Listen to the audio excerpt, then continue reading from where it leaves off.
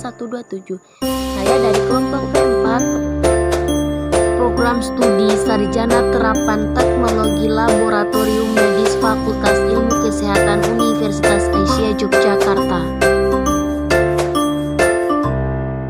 Berikut penjelasan terkait pemeriksaan enzim pada sampel manusia.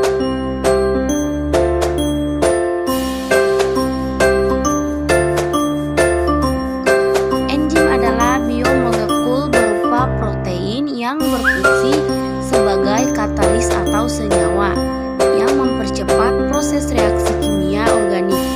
Molekul awal yang disebut substrat akan dipercepat perubahannya menjadi molekul lain yang disebut produk. Semua proses biologi sel memerlukan enzim agar dapat berlangsung dengan cukup dalam suatu arah lintasan metabolisme.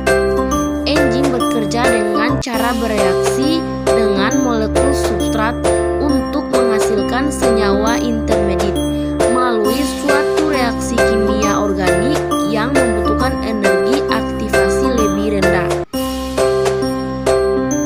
Menurut para ahli biokimia, enzim mempunyai gugus protein sehingga termasuk golongan protein majemuk.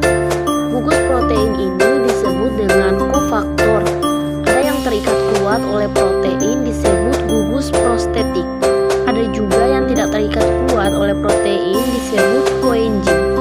Kerja enzim dipengaruhi oleh beberapa faktor antara lain adalah derajat keasaman pH, temperatur, konsentrasi enzim dan substrat, kofaktor dan inhibitor. Salah satu pemeriksaan enzim pada sampel manusia adalah SGOT. SGOT merupakan enzim yang dijumpai dalam otot jantung dan hati, sementara dalam konsentrasi sering dijumpai pada otot rangka, ginjal, dan pankreas. Konsentrasi rendah dijumpai dalam darah, kecuali jika terjadi cedera seluler. Kemudian dalam jumlah banyak dilepaskan ke dalam sirkulasi. Pada infark jantung, SGOT akan meningkat setelah 10 jam dan mencapai puncaknya 24-48 jam. Setelah terjadinya infark, SGOT akan normal kembali setelah 4-6 hari jika tidak terjadi infark tambahan. Fungsi dari SGOT tersebut yaitu membantu mencerna protein dalam tubuh untuk menilai kesehatan organ hati, baik secara rutin maupun ketika terjadi penyakit lain